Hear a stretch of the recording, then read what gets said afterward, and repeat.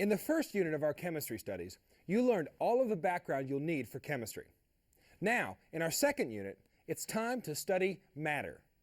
After all, we did say chemistry is the study of matter. So what is matter? Well, it's the stuff that makes up food and drinks. It's the stuff that makes up the clothes we wear. It's the stuff that makes up the air we breathe. It's the stuff that makes up, well, I think the list could go on forever. This study of matter seems like a daunting task, so let's break it up into smaller chunks. I'll give you some ways to classify different kinds of matter, and that should make it easier for you to study. But first, I think we need to understand physical and chemical properties and changes to help us with our classifying.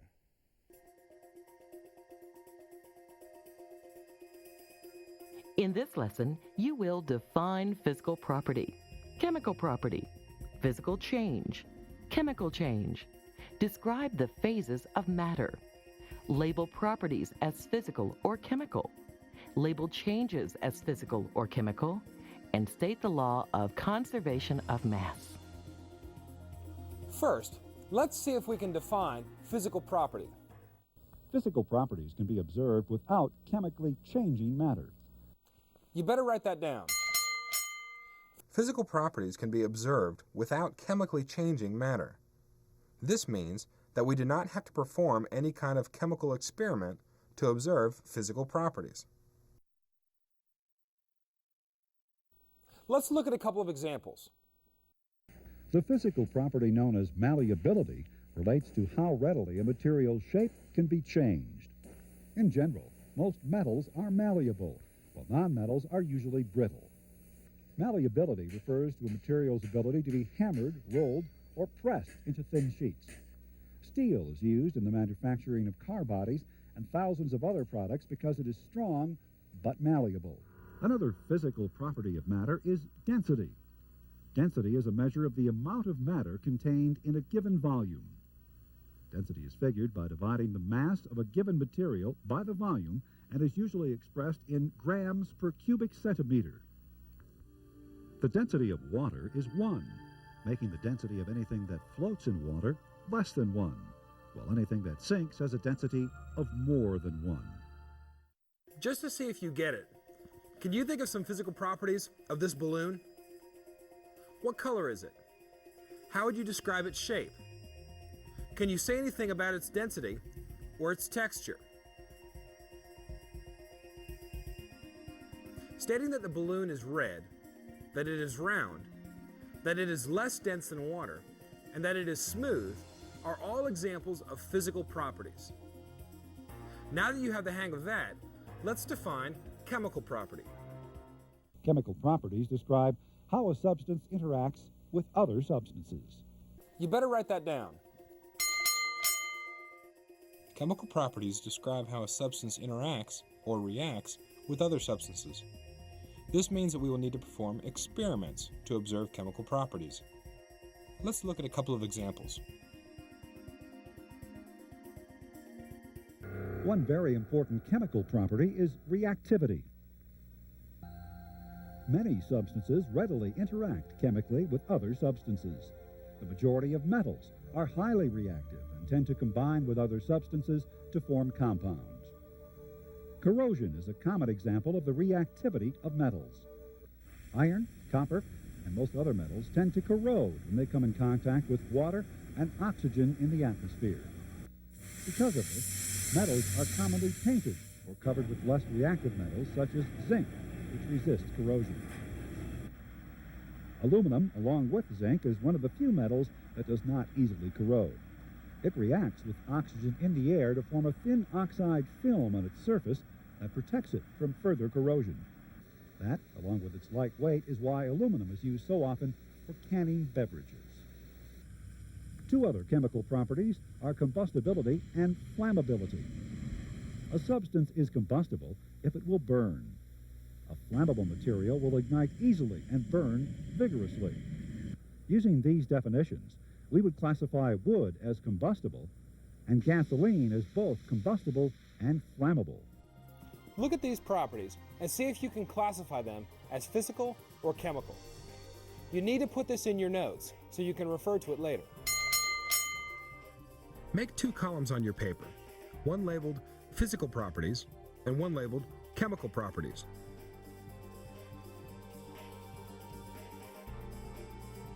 Let's start by listing the examples in the video clip we just saw.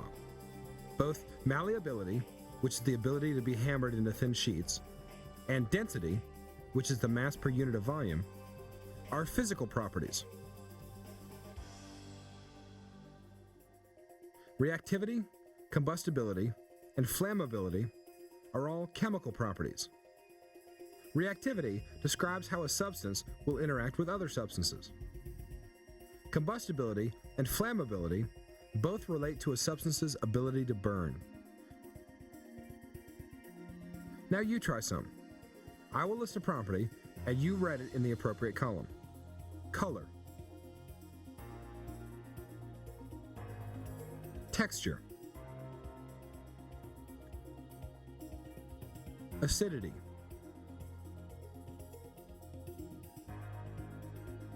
Solubility. Ability to rust.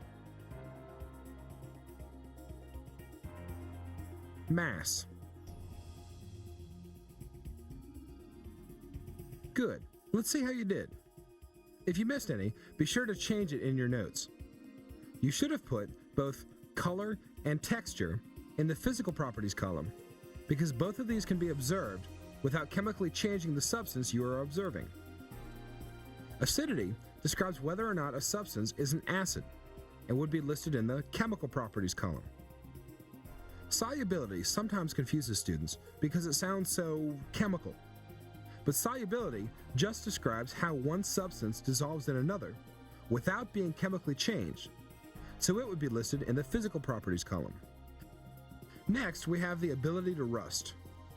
If you think about your bicycle being left out in the rain, you can see that something has definitely happened to that substance. Chemically speaking, you have a new kind of matter. So ability to rust would be listed in the chemical properties column. Finally, we have mass. Think about when we were learning how to use the balance. We just put the item on the balance and found its mass. No chemical changes there, so mass would be listed in the physical properties column.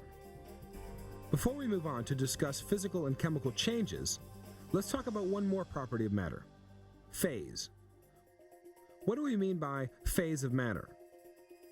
Phase of matter refers to whether a substance is a solid, liquid, or gas. Correct. Now, let's see what you guys know about solids, liquids, and gases. The students are going to investigate solids by doing a simple experiment with a rock. They place the rock into a box to see what happens to the shape and volume of the rock. The shape of the rock does not change no matter what container it's in. The volume of the rock is also the same out of the box and in the box, which we could check by water displacement if we wanted to. Trying to earn some brownie points. Well, you're correct. We say that solids have a definite shape and a definite volume. Based on what you know about the particles making up a solid, why do you think this is the case? Well, the particles in a solid are packed very close together, so I guess they don't have much room to move around. That would give solids definite shapes and volumes. Now the students are going to investigate the shape and volume of a liquid.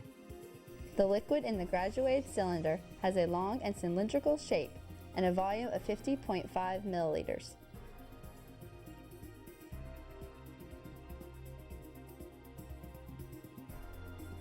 Now that the water is in this beaker, it is still cylindrical, but it is now a short and fat cylinder. The volume is right around 50 milliliters. So, the shape of the liquid changes, but the volume stays the same. We say that liquids have indefinite shapes with definite volumes. Do you think you can explain this in terms of the particle arrangement of a liquid? A liquid has particles that are relatively close together, but with more room for moving around than the particles in a solid. The students are going to explore the shape and volume of a gas by placing an Alka-Seltzer tablet in a balloon and attaching the balloon to the flask without allowing the tablet to drop into the water. When we drop the seltzer tablet into the water, the reaction produces a gas. The gas seems to be filling up the container. It's even blowing up the balloon. So I'd have to say that a gas changes both shape and volume depending on the size and shape of the container it is in. Gases have both indefinite shapes and indefinite volumes. Gases fill whatever container they occupy. Do you have a guess as to why this would be true? Well, the particles in a gas are farther apart and have a lot of room for movement, so I guess this would explain why they fill up whatever container they're in. So, we have taken a closer look at solids, liquids, and gases, or the phases of matter. Would you classify phase of matter as a physical or chemical property? Think of it this way. Solid water, or ice, is chemically still water, so phase of matter would be a physical property. Now let's take a look at physical and chemical changes. A physical change is a change in a substance that does not involve a change in the identity of the substance. Let me say that again. A physical change is a change in a substance that does not involve a change in the identity of the substance. A chemical change is a change in which one or more substances are converted into one or more different substances. Again, a chemical change is a change in which one or more substances are converted into one or more different substances.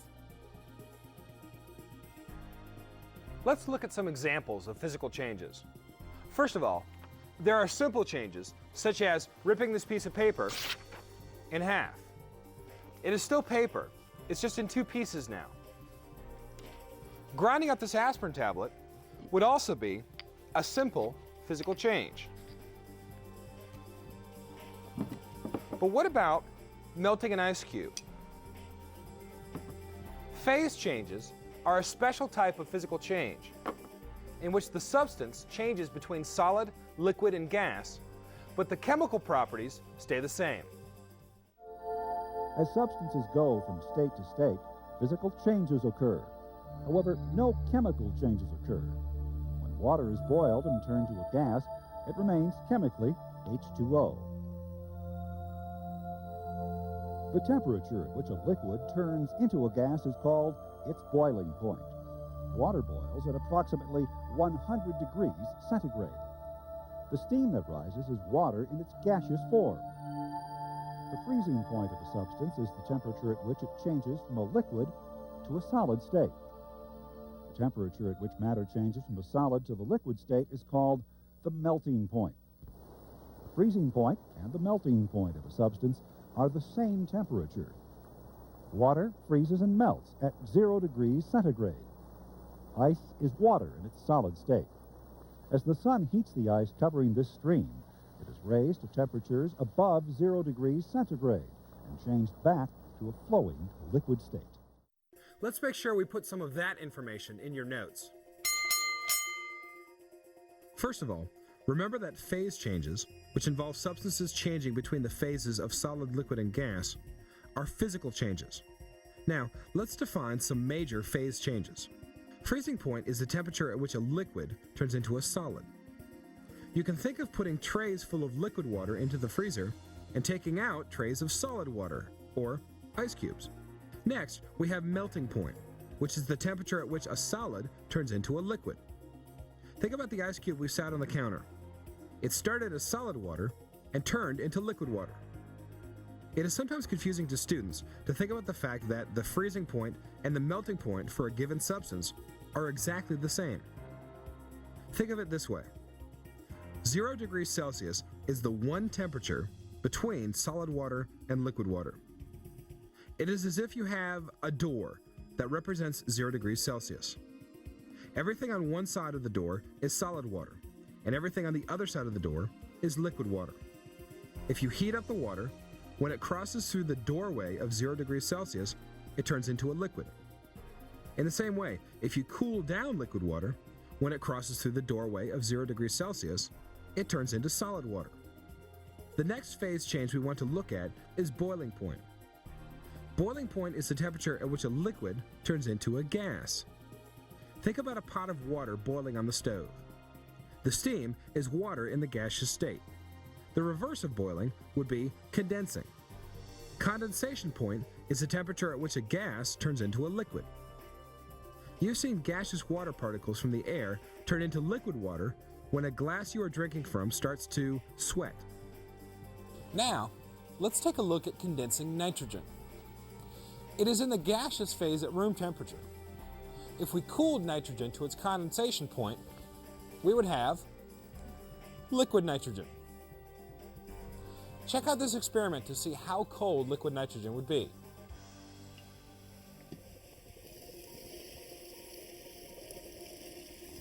First of all, let's put a flower into liquid nitrogen. The smoky vapor you see is the water vapor in the air condensing and forming a cloud. After only a short time, the flower has changed considerably. Watch what happens when we tap it on the counter.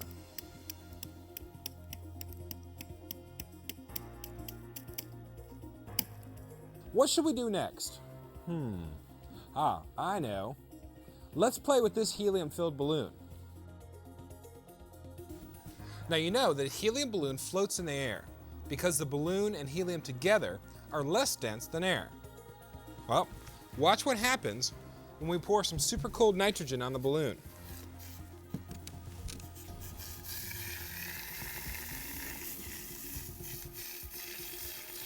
Yeah, the helium inside contracts, the balloon shrinks, and it sinks.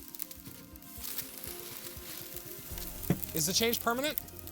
Well, let's watch what happens as the helium heats back up to room temperature.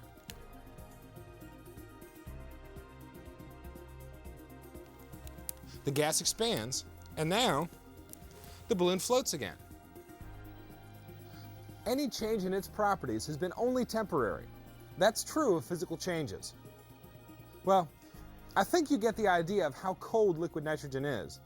But I'm having so much fun that I don't want to stop. Let's pour some of the liquid nitrogen out onto the table and look at it more closely. Well, what do you know? Most of the liquid never makes it to the table. Its boiling point is so far below room temperature that it turns into a gas before it even hits the table. And the few drops that hit the table bounce and vaporize immediately. It makes cleaning up the spill pretty easy. Cool stuff, huh? So we've covered freezing point, melting point, boiling point, and condensation point. Let's look at one other phase change. Sublimation point is the temperature at which a solid turns directly into a gas without first changing into a liquid. There are not many substances that do this, but one substance that does is iodine. This is iodine. You can see that it is a purple crystal at room temperature. We're going to put a small amount in this beaker and heat it on a hot plate.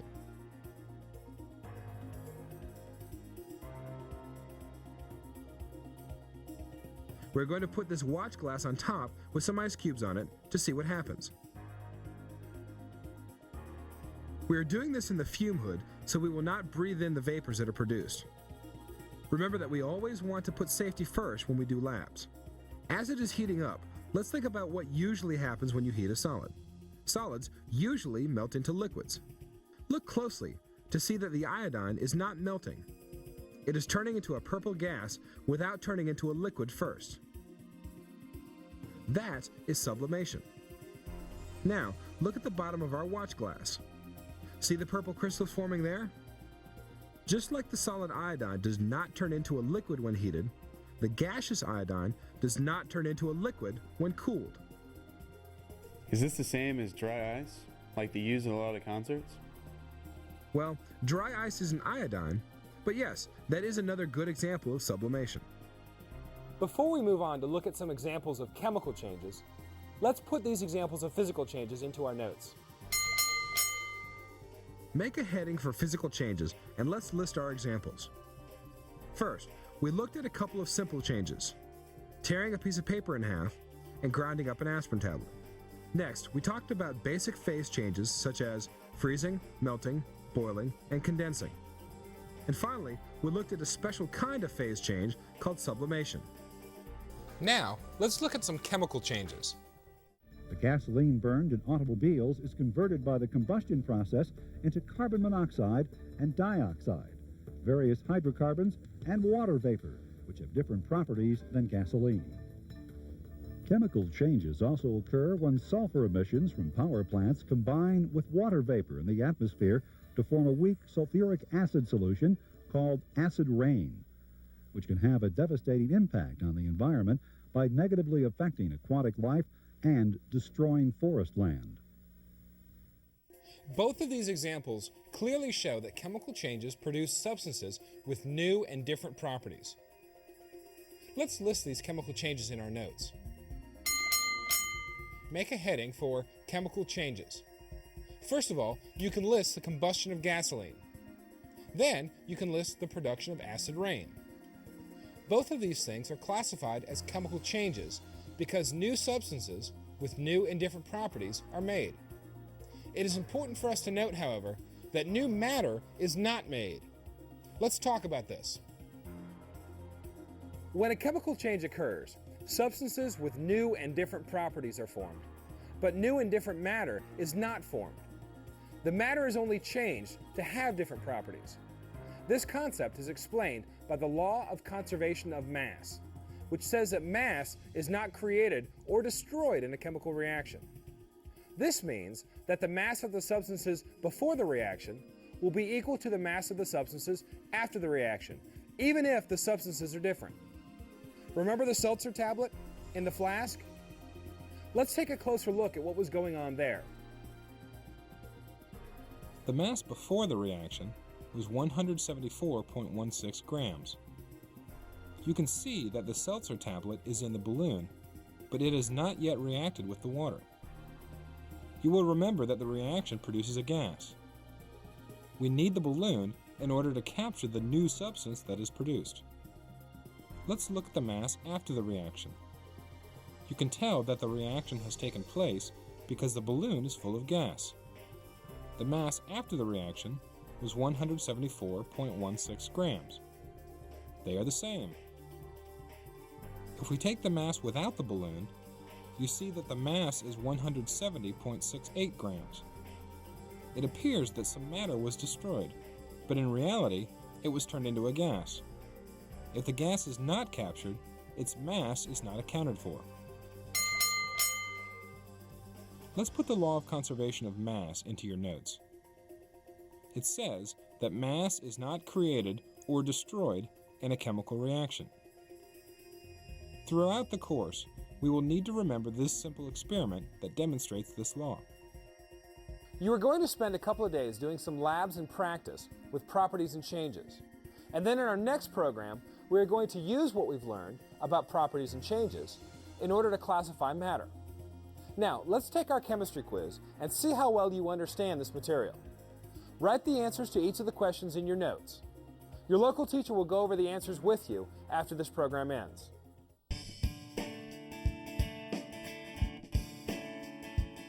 First, let's try cumulative review question number 1.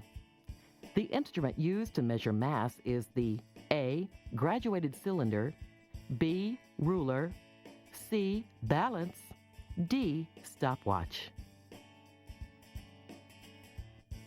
Cumulative review question number 2 is, what is the first thing you do in any conversion question? A. Figure out which conversion facts you need. B. Punch numbers into the calculator. C. Figure out if you need to multiply or divide. D. Set up the problem in the question mark format. Number 1. Which of the following is not a physical property of the chair? A. The chair is blue. B. The chair is made of wood. C. The chair will burn. D. The chair has 4 legs. Number 2. A solid has a blank shape and a blank volume. A. Definite, definite. B. Definite, indefinite. C. Indefinite, definite. D. Indefinite, indefinite. Number 3. What is it called when a solid turns directly into a gas? A. Melting. B. Boiling. C. Freezing. D. Sublimation. Number 4. Which of the following would be classified as a chemical change? A. Getting a haircut. B. Painting a picture. C. Lighting a campfire. D. Melting an ice cube. Finally, number 5. Which of the following states that matter cannot be created or destroyed? A. The matter law. B. The law of conservation of mass. C. The physical change law. D. The law of chemical changes.